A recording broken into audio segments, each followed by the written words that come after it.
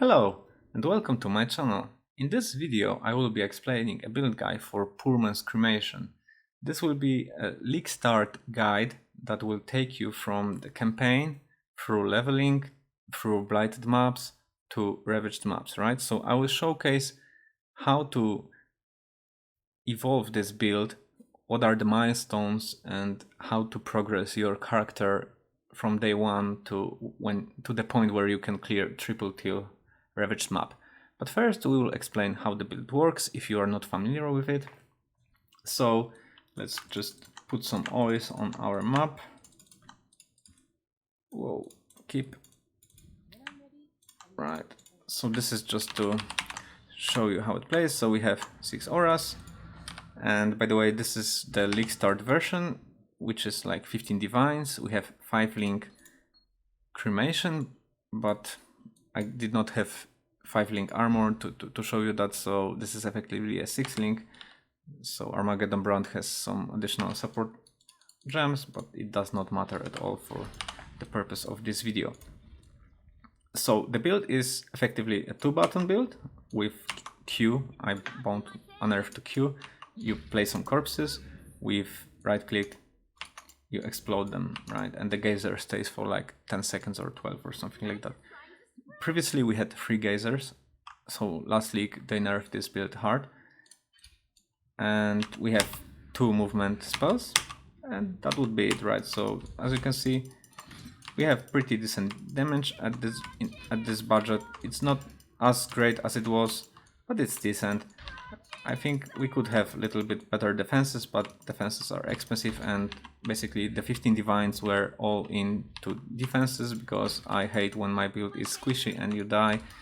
And I had issues with loading screen last league, so dying is basically the worst thing you can have about Ravaged map playing, because it ruins everything. You lose time and it's annoying. So I think having a tanky build for this content is really important and makes life easier. So I guess that would be it for now. We will explain this build in details. It was just to show you, to explain how it works. Now we will jump into some more explanation. Maybe I can show a few seconds of how this build looks like, clearing 8 mode map, corrupted, towerless, right? So you can see there is definitely a damage difference when we invest 100 divines into it. This build can basically blast bosses. So where is boss? Yeah, there was a boss. I couldn't even see it, right? So you can see it just disappears in a second. So that's really good for this content. Outside of this content, it's maybe not as good, but yeah, this is Blighted Ravaged guide, so have this in mind, right? So you can watch the whole video and other videos on my channel, but let's maybe explain why this build for why Cremation for Ravaged maps, right? So basically, like I said, we have a lot of defenses. We have CI, we have Melting of the Flesh, we have almost max block, if not max block at this budget. Then you have Necro Ascendancy that offers you premium defenses, right? With Bone Offering, right? So Bone Offering is really strong. It helps us max block, and yeah, and we have really comfortable build to place tower around the map and enter proximity shields, right? So the biggest problem with Ravaged maps that I found is that some monsters will spawn those proximity shields. Not sure if we can find it here, but those shields are always a problem, because if your PC is not like the fastest, then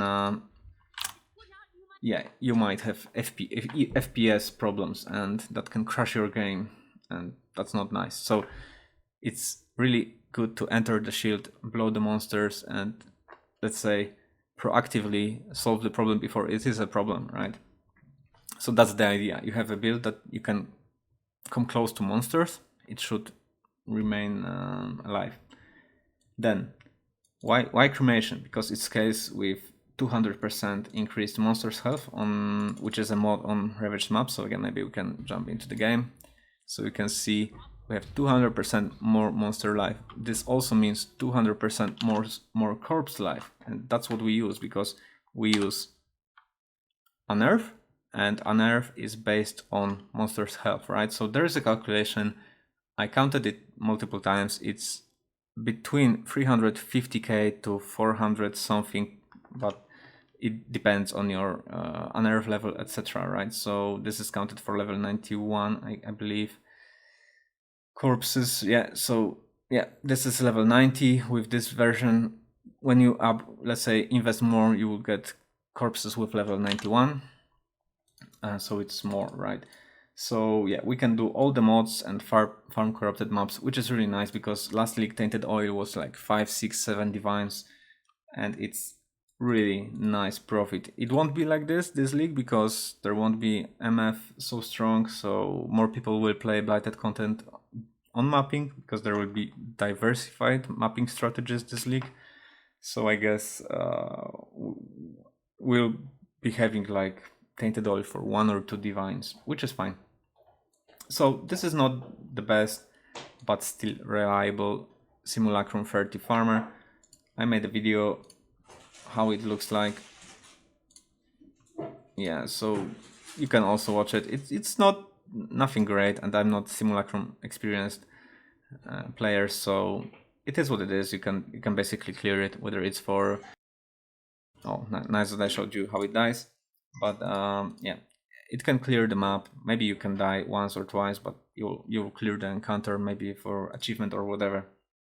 So 100 divine version should kill Ubers, but it's not Uber farmer as the original build was, right? So it's no longer really a boss killer, and maybe if you convert to poison, which is a different guide for cremation, but it's a really high budget, so maybe then you can have it as a bossing build. Otherwise it's not really bossing build, but you will all clear all bosses and some uber bosses, and that's not a problem within that budget. So 30 divine budget is enough to farm Ravaged maps. That gives like 10-12 divines per hour, and with that you can really achieve anything. You can buy any other build and have fun with the game, right? So I think it's really good idea to start this way, to get your mage blood fast and then have fun with the league.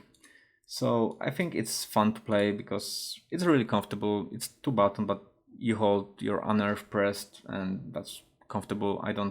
I'm not overwhelmed by pressing buttons or thinking what to do next. It's really straightforward, and the build has 2 movement spells, so I don't see any downsides of the gameplay, except that now we have only 1 geyser. Previously you could do stuff like, you know, leave 1 geyser here and it's still active, it still kills monsters, all that approach them, and be here and then place another geyser and have like 2 lanes covered at the same time. Now it's gone, so yeah, that was fun, and it's not as much fun as it was. So what are the cons of this build, right? So yeah, this is what I said. We lost a lot of DPS, we lost of, maybe not a lot of, but some of the quality of life. The Hex Blast is probably cheaper build. I covered it in 3.23 build guide, so maybe I will link it. But yeah, I covered this in that video. There are all the links, and I believe, yeah, there is this link to Oxerman's Poison Hex plus Pathfinder. So this is, I think, the cheapest build to start with Ravaged maps. If you are interested, just make sure to check it out before you make a decision. But this is basically the same stuff as last league. So if you watched it, there's nothing new about it. So as you can, yeah, what are other cons? Damage sucks outside of Ravaged maps, because we don't have this 200% increased monsters health mod, which takes a lot of your DPS, but it's still tanky. So whatever content requires tankiness, like Simulacrum over DPS, then you will complete it. Maybe not really to farm it, because then you need DPS to do it fast, but just to, you know, clear it as an achievement or whatever. Yeah, it will do.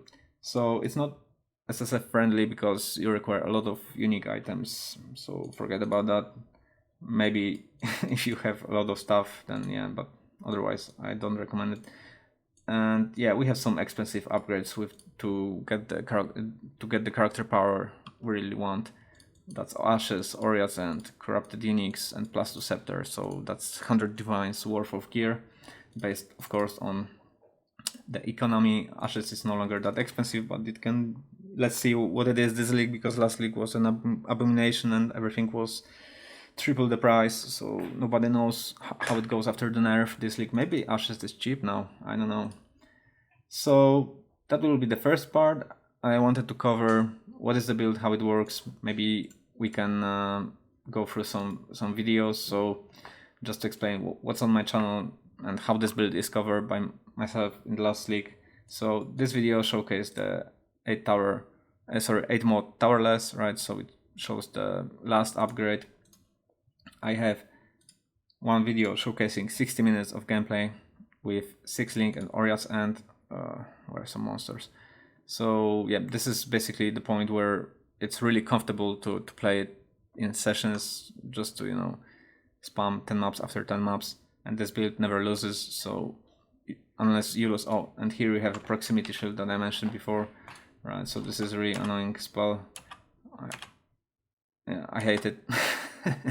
But yeah, it makes Blighted Maps really hard, because there are so many monsters that if you don't kill them and they are stuck on your crossroad, you will drop FPS to 0 if your PC is not good enough. That's a problem. And then if you die, you cannot load your map, and that's really annoying. So another video, it's about DD, but maybe this is not for this part of video. So this is 60 minutes of, actually 70 minutes of gameplay with 88 level 5 Link and 200,000 chaos build. So the exactly same one as I have here. So I've done this run for some time ago, just to show you that this build is consistent within this budget, right? Because it's not about clearing Ravaged map, right? It's not about doing the achievement. Okay, I cleared Ravaged map day 1, no problem, I can do that as well. But if you roll some stupid mods like, I don't know, reduce resistances, then you need to re-roll it, because you know you're not gonna handle it. That's annoying, right? Or you will get like specific monsters that, I don't know, jump and skip your crossroads, then you will have to face tank them. You will not be able with weak build, right? So this build does almost all combinations, I guess, pretty effectively if you follow the specific strategy, and you should not fail your maps. And this is the goal, because if you invest your golden oil into your maps, you don't want to fail. Leveling. So for leveling, we have 2 options. One is that you level up as a necromancer, and this is probably slower than Elementalist. However, it will be less work to transition into the let's say the Poorman's Cremation version, and that clears Ravaged maps, right? So I'm gonna do that because that feels smoother. Or you can do what's in the max roll guide. So basically follow this leveling guide and then transition into DD, right? So follow basically this guide, maybe follow I'm Exile guide. Here you have how exactly he does this with Elementalist. It's the same stuff with Necromancer, but you know, it won't be as effective, right? So it shouldn't be much slower, but it can be slower, right? I have no idea. I'm not really a campaign rusher, so I aim for like 6 hours. I don't care that much. It's just, you know, one-time job, and it doesn't matter to me that much. So yeah, so about the max roll guide, right? I have not covered specifically leveling for this build, because we only transition after we gather like 15 divines, and before you are free to do whatever. And Blighted Maps drop so many, you know, orbs that you will be able to respec your tree however you want for free. So don't worry about that. Just follow this guide, level up to 70 or 60 something, then start doing Blighted Maps. I will explain that in a second. And then when you have enough currency, transition into the Poorman's version, right? So apart from that, there is this POE done by Alleged THC. He made some notes in POE. If you prefer that form of guide, then I will link it for you. I think it's really nice. It helps. You have regex and everything written down. So this is really nice. Thanks for that. But I think the max roll guide is pretty nice thanks to the UI. It's all explained. Yeah, it's pretty straightforward. You have all the tips here, so it's really easy to follow. So that's a big plus for this build. It's that well explained and written up in the internet. It's nothing new. You should be able to do it, right? Regardless how you leveled up and how are you playing normal Blighted maps. By the way, you can also clear Ravaged maps with Elemental DD before swapping to Crema, although it requires some investment as well, and I'm not sure if it's worth it, because it looks like this. The DPS is there, however, you are very squishy, so sometimes the monsters will catch you off guard when you are trying to build some towers like here, and you will be dying and, you know, suffer the annoying long loading screens, as you can see here. So I don't think it's really nice, and for this reason I recommend you to swap to the Cremation Necromancer before slamming Ravaged maps, right? And just play Blighted maps, but I will explain the strategy later in this video. So the first milestone, right? So what items do you need really to swap to Cremation, right? So there are a few key items that I really recommend to have. One is the Melding of the Flesh, then you have Incandescent Heart, then you have Virdis Veil, which is very actually cheap, and one of the most expensive uniques early on is your Aegis Aurora, right? So the armor is 5 link, for this reason it's not expensive.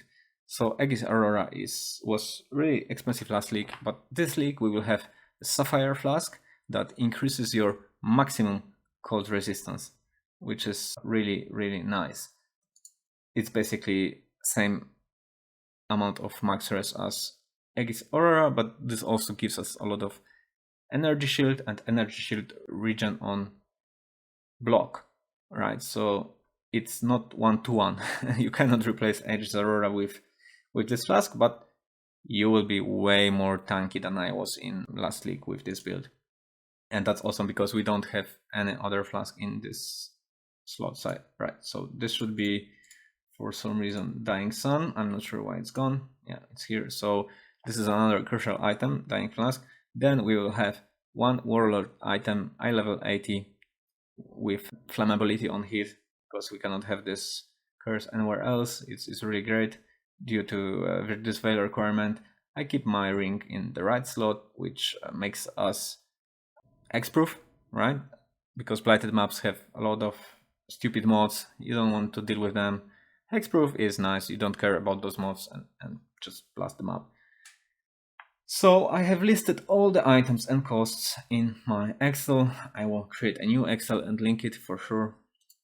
And here I have some notes, right? So quickly going through the notes, right? So we have boots, we have Cremation level 20, we have Virdis Veil, right? So this is good item early on. The Scepter +1, you can buy Convoking 1. It's not much worse. Whatever is cheaper, right? You want to save money. If the Scepters are expensive, just get Convoking 1, and that's also fine. So you slam Essence of Fear, right, for minion damage, and that's enough.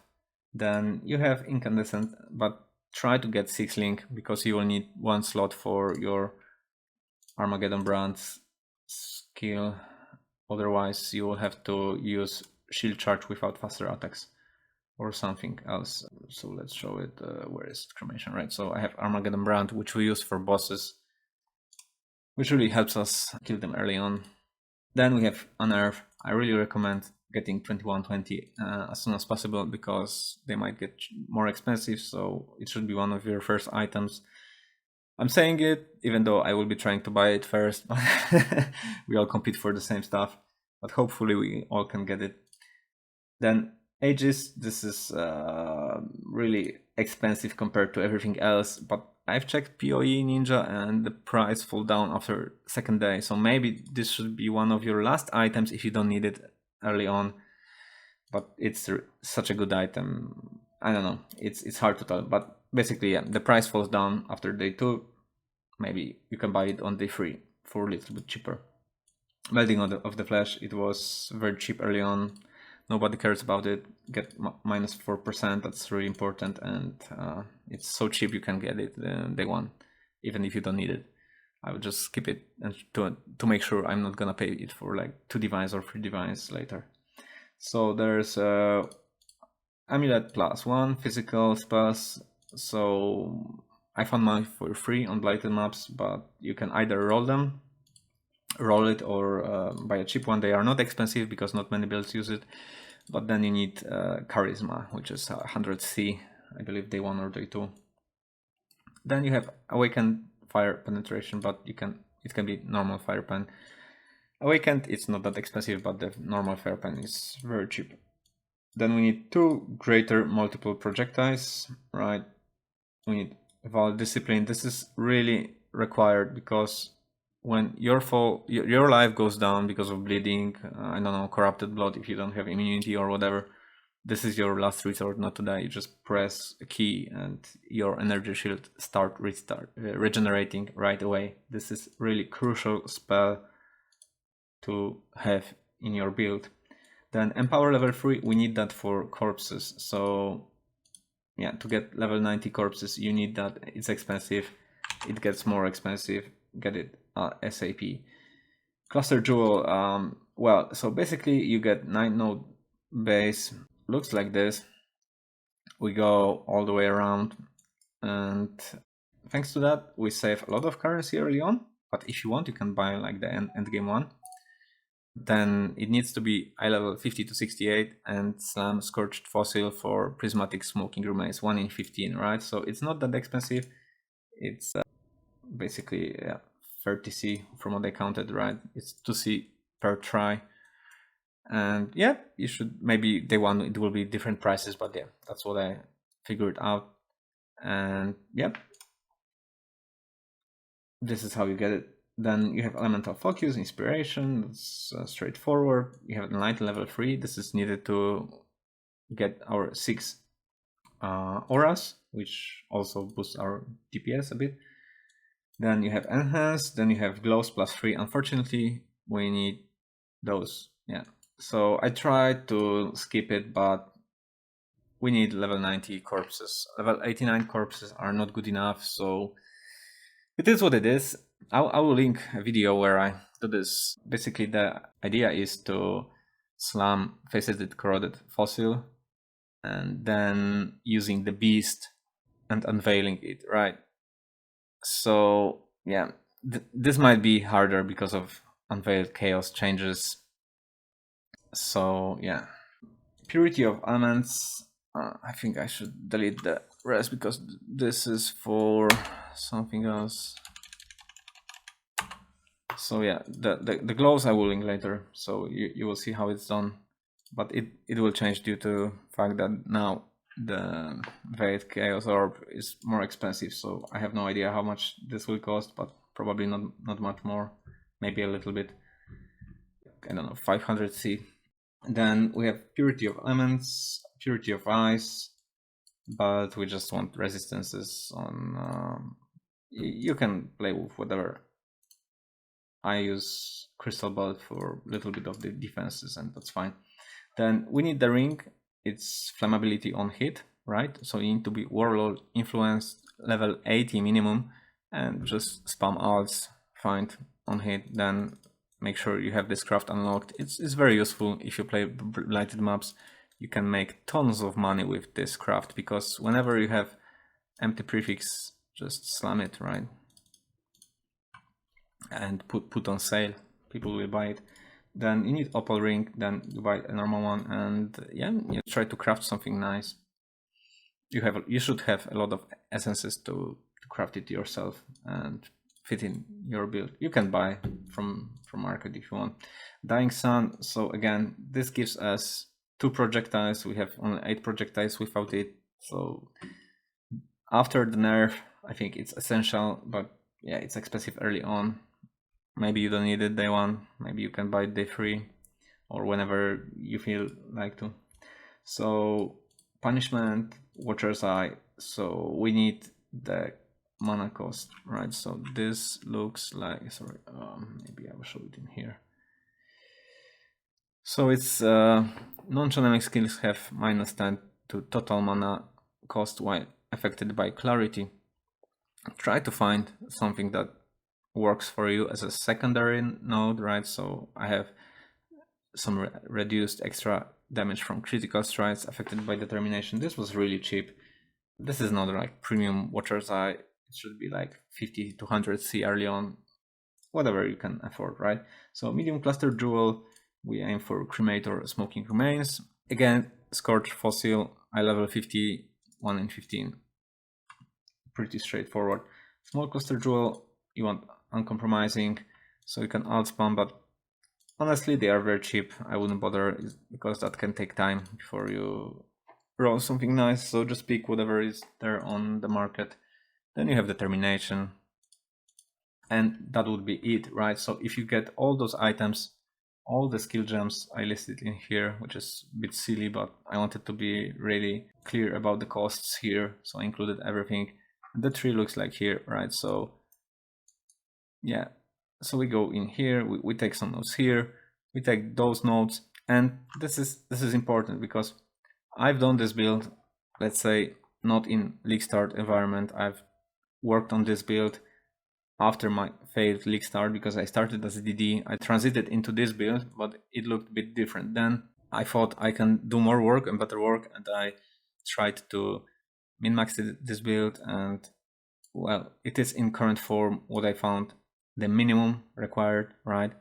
And yeah, and I can't say what's faster, whether you will get your 6-link armor faster or level 87, right? So if you, for instance, have level 84 and you have your 6-link, maybe you don't need those nodes, right? Maybe this build guy is enough for like, you know, 83, level 83, and that would, the Ravaged maps will be doable at this point, right? Because our 6-link slot gives us a lot of character power.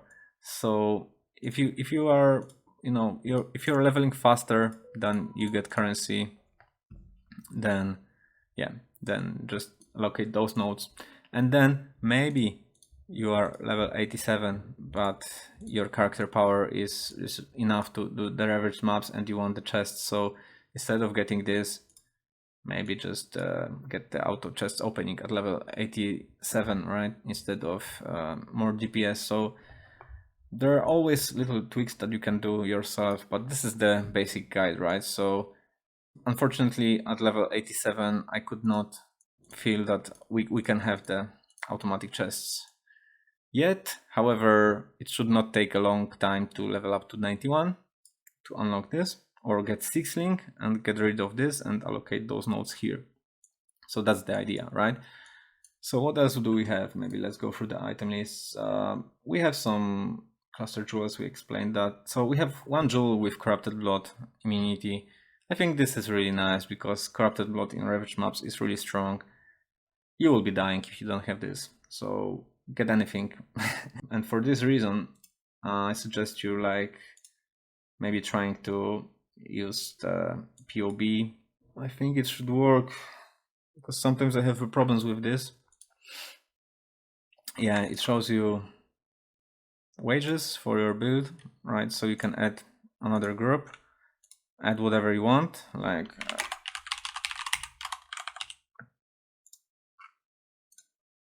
oh, I'm not sure if it's that one. So you can always set like 5C, right, and sort by wage, right? So it will find you like best jewel for you. Maybe you want to add like health or something on top of it, but it's really useful early on, right? Try to get the Corrupted Blood jewel. Then that's basically it. I don't have anything fancy. And the amulet is, like I said, +1. We craft the total mana cost, so really unlock this craft as soon as possible. It's really gonna make you not only money, but also it will be useful for yourself.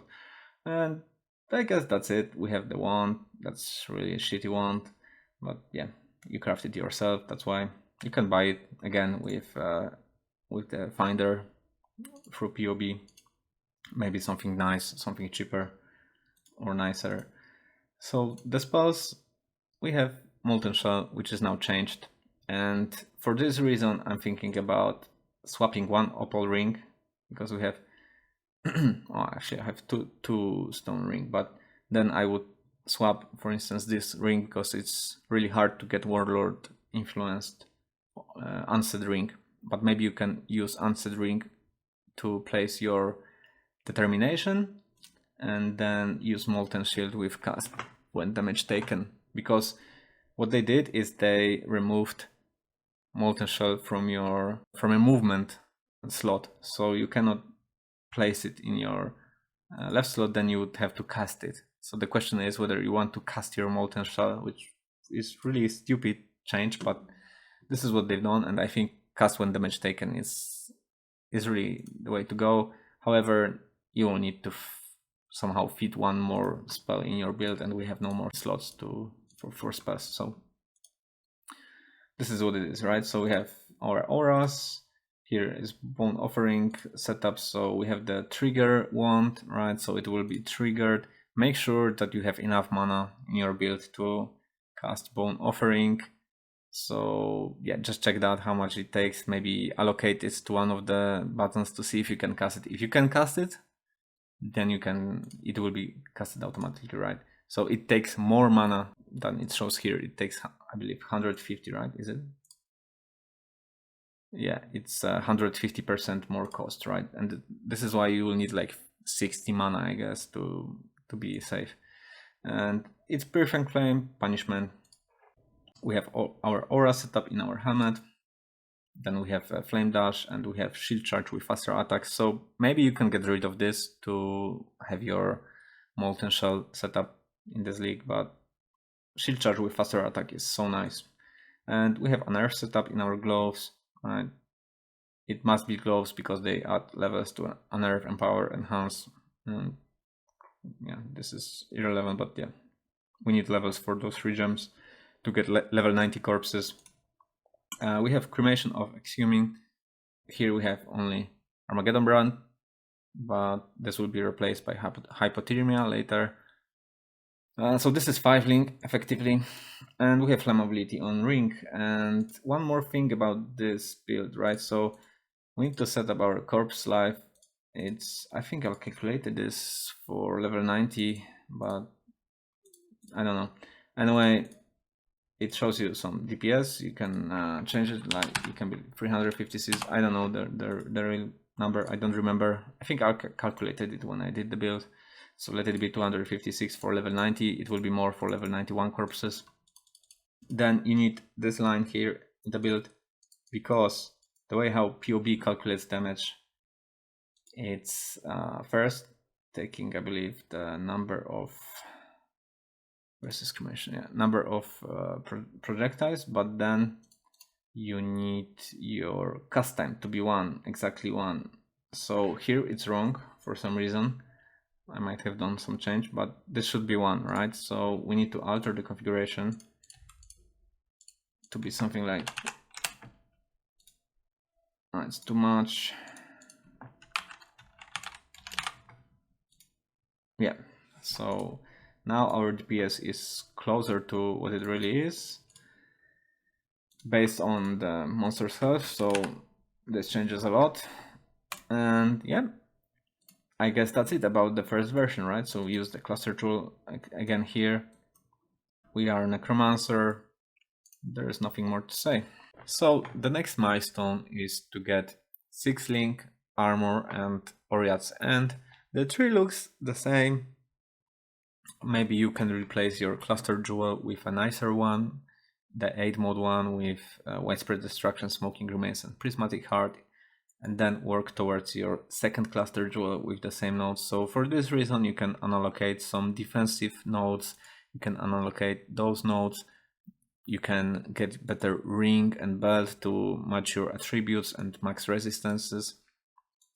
And yeah, that would give you a lot of DPS, but anyway, this version as it is now, it's really enough to blast through Ravaged maps, right?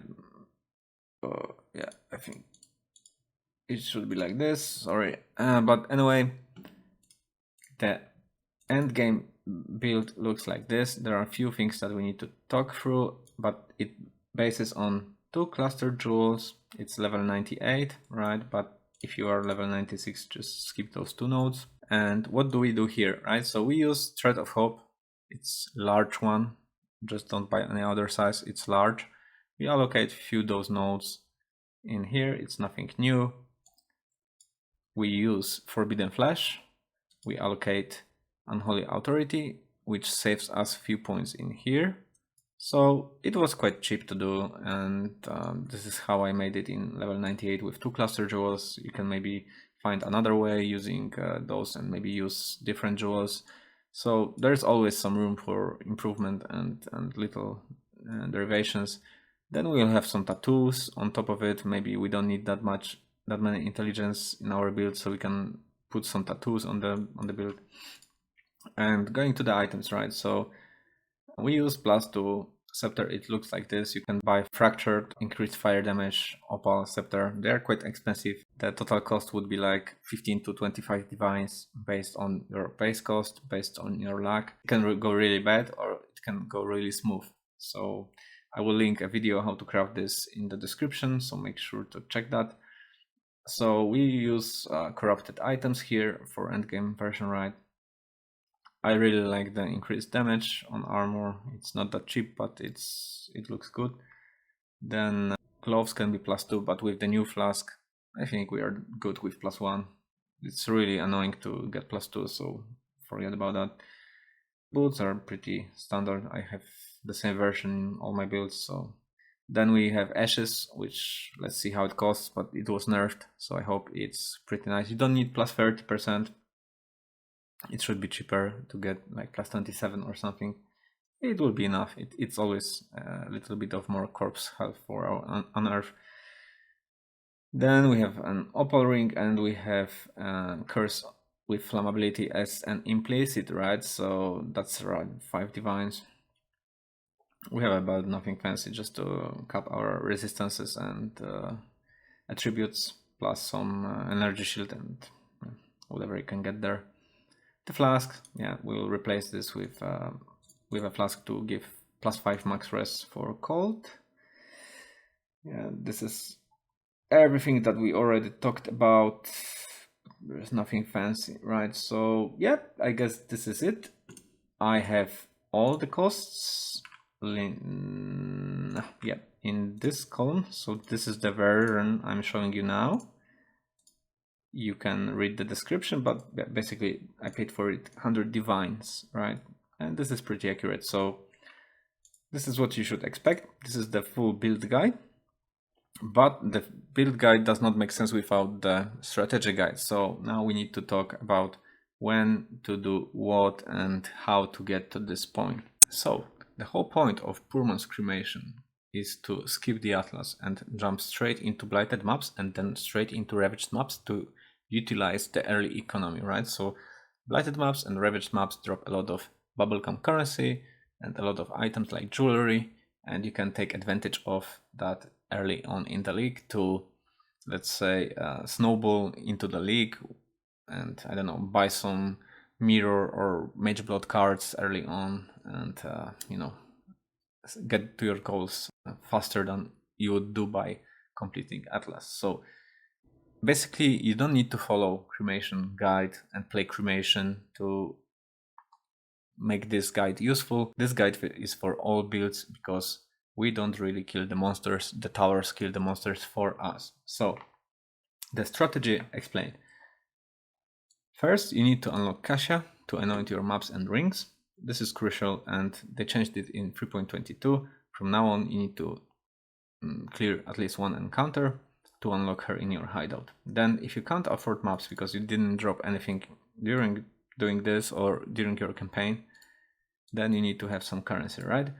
I suggest you clear all the quests and you do all the labs that you can, but before doing that, and when you are ready, and if you have some oils, you can anoint your rings, right? So the first anoint would be the Scout Tower range. It's Teal plus Violet, and the other is Amber and Amber. So the Scout Towers are basically very good only if you use 2 amber oils on your maps, right? So this is crucial. Otherwise, if you are not using amber oils, those anointments are useless, because this takes advantages of infinite resources and building almost all towers that you can as scout towers. So the strategy here is build just one freeze tower on crossroad, right? And then scout towers to kill the monsters. And if anything leaks, then maybe you need to shoot from time to time yourself. But your job is to stay alive and build towers and then loot, right? This is all you have to do until you ditch the amber oils, but about this in a second. So those 2 anointments are for early game, right? So what will be your first map? Your first map suggested is that if you dropped during your first encounter any oils, and specifically amber oils, you can buy your first map as tier 3, tier 6. So this will drop better loot, but if it costs way more than T1 to T2 or T3, maybe it's better to start with it anyway. But if you have amber oils to choose your map, then maybe try to do T4 at least, right? If you don't have any oils, that will be more tricky because you need to clear your first encounter to get any oils. So I suggest targeting low to be safe. Maybe you could complete without oils T3 or T4, but if you lose it and you lose 5C, then you will have to do like 2 more chaos recipes, which is annoying, and it will take you 10-15 minutes. So I don't think this is a good idea. I'd rather play safe, get some currency, maybe do chaos recipe after I clear my first map, so I have enough currency to do my second map. But yeah, but this is the idea, right? So when you do that, when you clear your first map, you get oils. From now on, you should be able to have amber oils, right? If not, use recipe and upgrade your oils from shitty oils to amber oils. But I'm pretty sure you will drop shit ton of amber oils by clearing any tier. So then you choose your maps with double amber oil, right? So it's explained here. So the clear sepia is for safety. So maybe your first maps could be amber, and clear, or sepia, right? Then maybe you have some azure oils that you don't mind, because I wouldn't really slam crimson oil on T4 or T5 map, right? So maybe save them until you do the red blighted maps, which isn't that much time later. So your first maps should be amber, maybe azure, maybe clear sepia for safety, like I said. And you do this until, let's say, T12. Then you reach your red blighted maps, yeah, and you still use the same anoints, right? And then you do 2 amber oils and then crimson or black, whatever you have in stash. If you have violet, upgrade into crimson, right? Or maybe sell violet if it's not 1/3 of crimson and buy crimsons. Yeah, that's more. I would basically upgrade it. I wouldn't bother, right? If you have some opal oils, maybe you can also slam opal oil instead of crimson for more profit. But again, I'd rather sell opal or save it for non-amber oil strat than slam it together with ambers. It's up to you, but it's just an idea, right?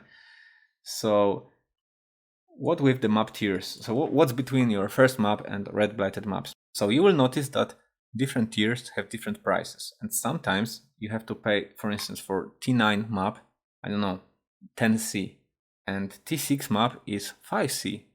So maybe it's better to run 5C map that's 3 tiers lower than T9, but it's, you know, half the price. So you will get way better loot and it's easier to sustain your chaos, right? Because you will need to pay chaos for your maps. And those maps might not drop anything, and you might be unlucky, and you might need to sell, I don't know, 100 chromatics orbs or something to afford your next map. So be careful early on before you build your, you know, currency flow and to be able to afford next and next encounter, right? It's best that you buy maps in bulk. Now they changed the trade side, so let's see how the grouping by tier works. But what I usually do is I ask the guys if they have more, right? So that's the first step. To summarize, you use scout towers, right? You build scout towers around your pump. You build your cold tower in your map. I will show how this looks like and link the guide. Then you start with T1, T2 if you have no oils from your first encounter. If you have 2 amber oils, you can aim for T3, T6. You should be fine, together with, of course, with the ring anointments, if you can afford. I think amber is pretty straightforward, but I'd rather prioritize anointing my map over anointing my ring. If you have just like 2 or 3 oils, then map will always be higher priority, because then you can build whatever.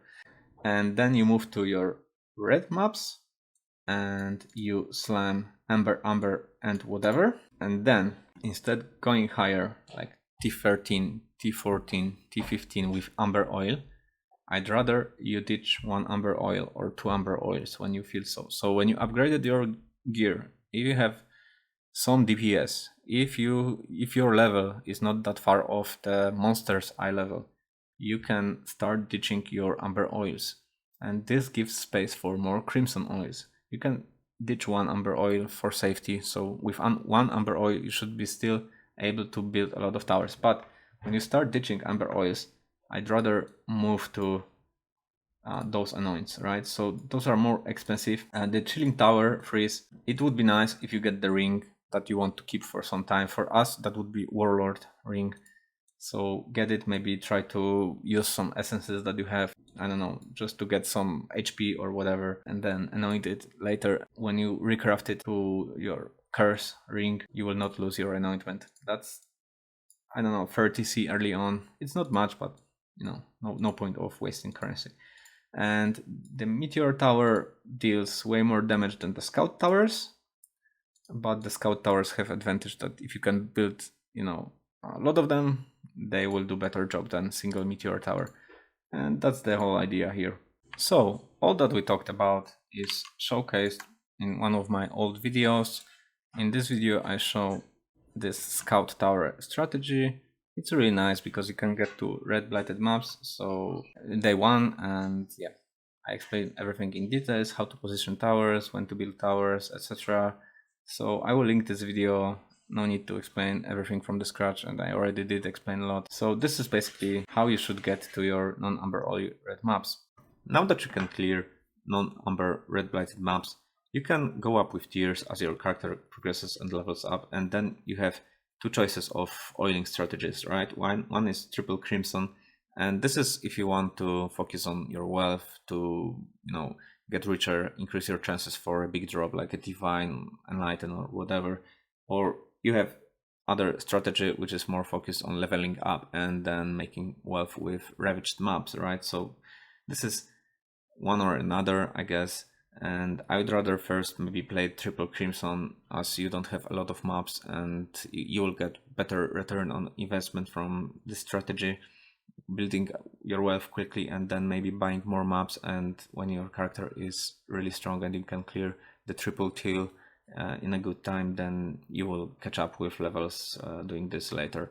And you also need to collect like 15 divines worth of gear, which is around 2000 chaos day 3 to be able to do the ravaged maps, right? So that's basically what you do. You use your meteor and chill strategy to clear that. It's not really hard. I think blighted maps are quite easy, and we don't need to have like very strong character as we use towers, right?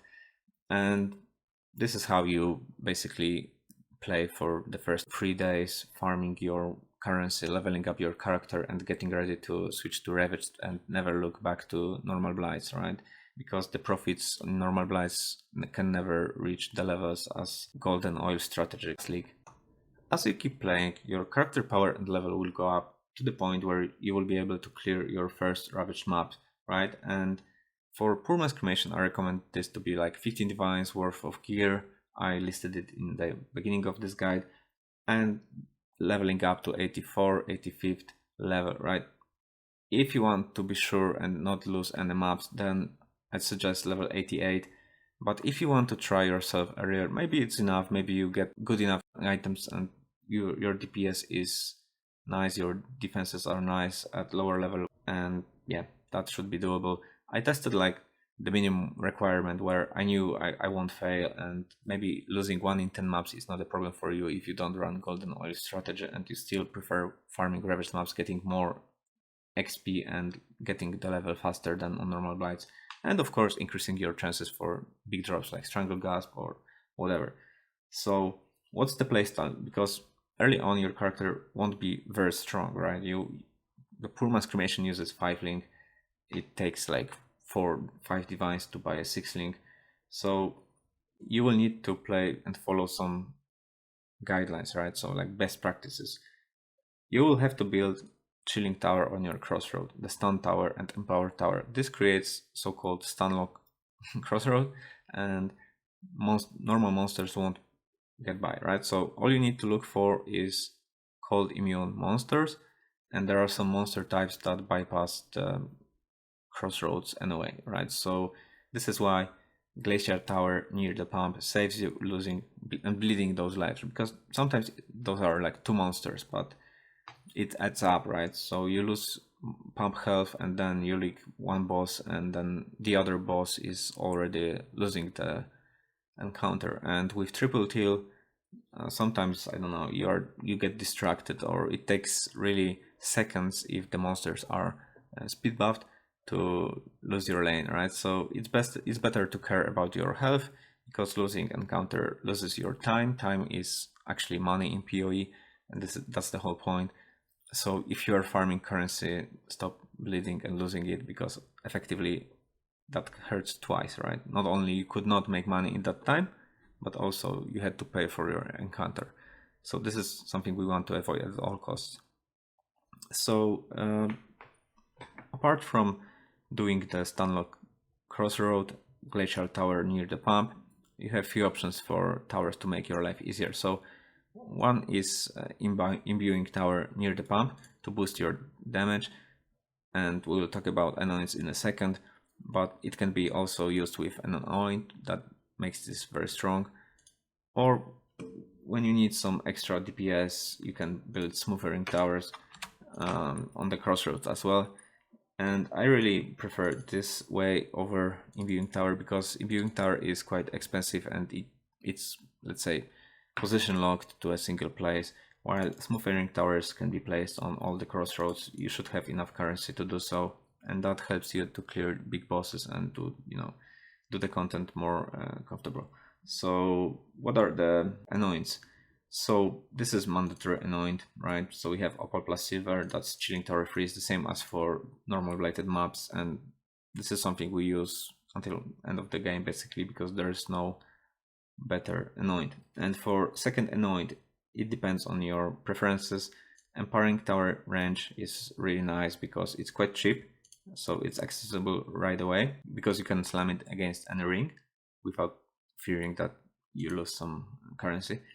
And Empowering Tower range makes it that you sometimes skip one Empowering Tower, because Empowering Tower boosts both crossroads, right? So apart from that, you have the most expensive one, which is Imbuing Tower, increases damage by 50%. This is more, I'd say, end game anointment, because yeah, it's quite a lot and it helps to melt bosses. So yeah, that's really nice.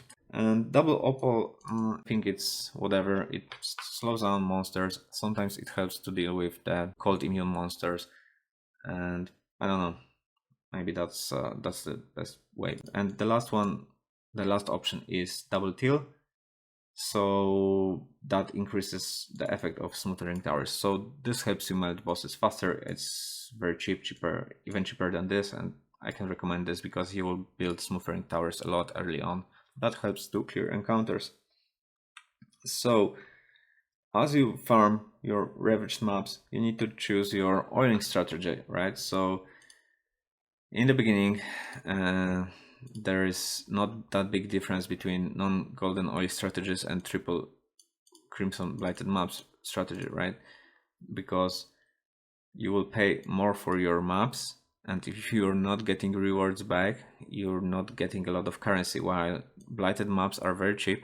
Let's see how the price of the Ravaged map is now, thanks to the new Scarab, right? So that this might change, but usually if you have to pay like 30C, for instance, for Ravaged map, while you can buy T15 red blighted map for, I don't know, 12C or 15C, then you are 16C of profit right away. Plus you use less oils, right? Because if you even want to go with triple crimson, triple black, that's already way more currency than just triple crimson, right? So early on, when chaos is quite strong and we don't get enough rewards, this is not that far off, right? I think this is still better, but it's not like double. It's maybe like 2 divines per hour, maybe 1.5, something like that. So if you really want to rush Ravaged Maps to farm this, I'm not really sure about the profits early on, but I think it's the best non-golden oil strat you can have day one,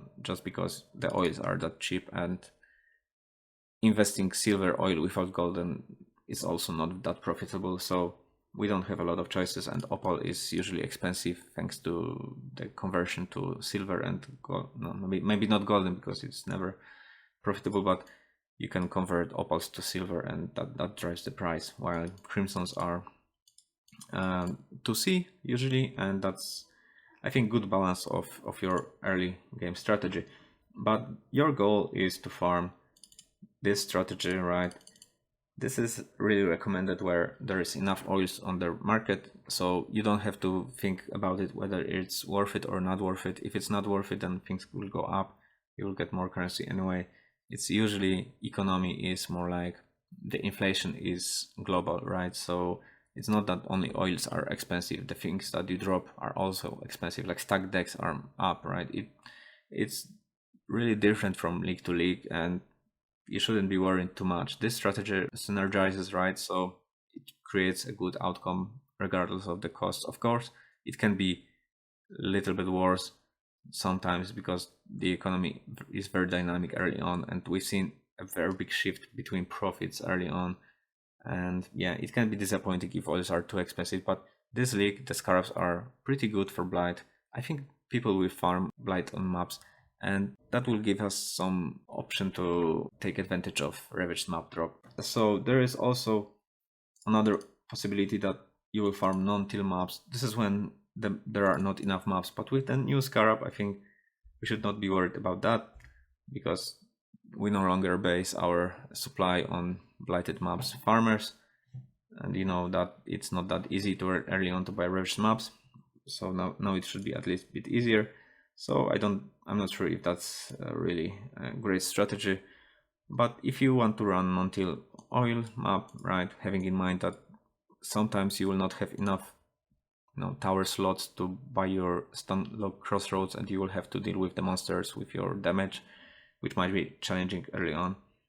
And also there is less density with this. If you blow up a boss, it kills everything around. If there are 3 bosses, he kills 3 bosses. Here you have to kill 3 bosses one by one, and it takes way more time. So if you have to do it because it's sustaining maps less, then you will get more profit out of single map, that's for sure, but in more time. So I'd really do that only if you cannot get your hands on golden oil strategy, and if this strategy is like super bad, right? If this literally loses money, then I would run this, but if I can, I will run this, right? So this is my plan for day 3, and I think that makes sense for you.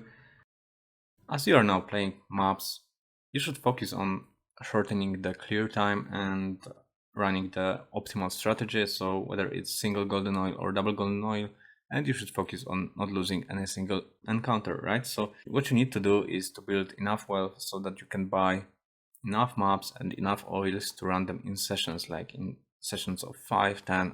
And this is because sometimes you spend too much time in your hideout, sometimes you're trying to flip currency in small bulks, and it's better to first run the maps, then maybe deal and sell whatever you need. And also you can be selling stuff while you are farming, and this is quite important part of running Ravaged map, to be able to jump out and do stuff in your hideout, right? Because you can leave your map and it will freeze, except there is a short time while entering the map when the monsters are ignoring towers and go straight ahead of your tower. This is why you should always push monsters a little bit, so that it gives you time to enter the map again. but usually I'm pretty fine doing few trades. I always try to keep like 3 portals for looting with my very strict filter. That should be enough to get your golden oil loot back to your hideout. And you should keep doing that, upgrading your gear, making more confident until you can do corrupted version, right? So plan for day 3 to 7 is to run the golden oil strat.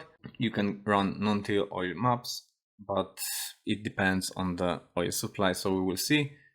I wrote down my considerations here in notes so you can read them. And after day 7, you should only run golden oil strats if it's better than double golden oil, and try to get your chase unique or get enough currency to get another build. Have some fun with the league content maybe, and you know, the new league is super cool. I know it has really nice craft, so you need to set your goals, how much currency you want to farm with Blighted Maps, because if you're gonna keep this doing just for the sake of farming currency, you will get bored with it eventually, so that's always a risk. So the ultimate goal is to run corrupted Ravaged maps and, you know, capitalize on your tainted oil, but only if it's more expensive than like 20C. If it's like 20C, it's really losing money, because by corrupting maps, you are chancing the rarity and quantity, increased item quantity and increased item rarity to below 30. So it can be 25, 24. Sure, you can then run Twist of Fate, but it's also another roll of dice. And from my tests, Twist of Fate is a little bit worse than like 40+% rarity. After day 7, if you can sustain oils, right, you can run double golden oil. Of course, it's more transfer of chaos into oils back to the loot again, which spreads across the whole stash, all the stash tabs and all your currency stash tab. So it's sometimes it's better, sometimes it just makes you trade more and you still get almost the same wealth as with single golden oil, or sometimes less, right? So we'll try to figure out on our Discord what's the optimal strategy.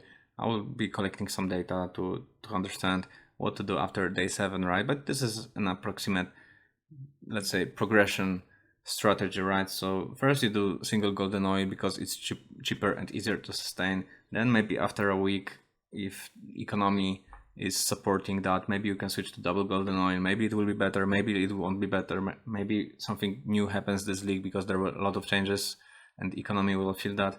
So we will do the analysis and see what's best, and we will see by playing, of course. And then the ultimate goal would be corrupting maps, but only if the tainted oil is more expensive than 20C, because if it is like 20C or 40C, then you end up losing your increased item rarity and increased item quantity on your maps, because you don't control what happens with corrupting maps. And this league we have some implicits instead of anoints, so let's see how corrupting works in 3.24. That's actually kinda exciting to see how it tests out. Then we can play with Twist of Fate, which should also work differently this league.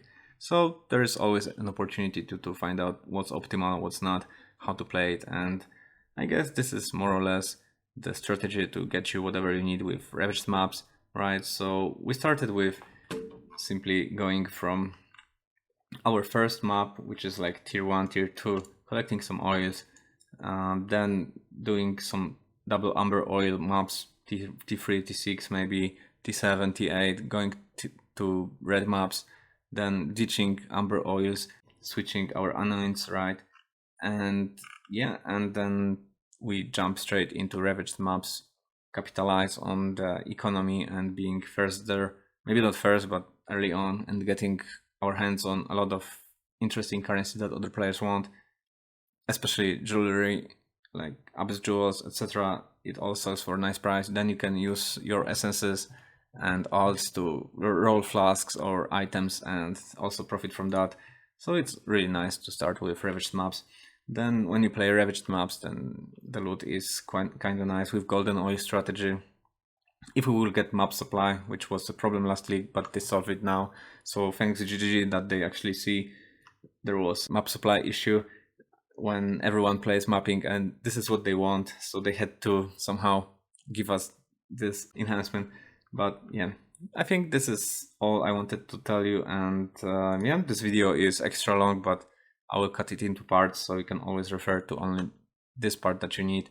So I hope it was kind of nice, and you had a nice league start. So stay tuned, and I will be trying to post some videos of my own way how to play this, how to, you know, help you out. And of course, remember to jump into the Discord. There are plenty of people who are really helpful and nice to talk. So yeah, thanks for today, and you know, see you after league start. Bye.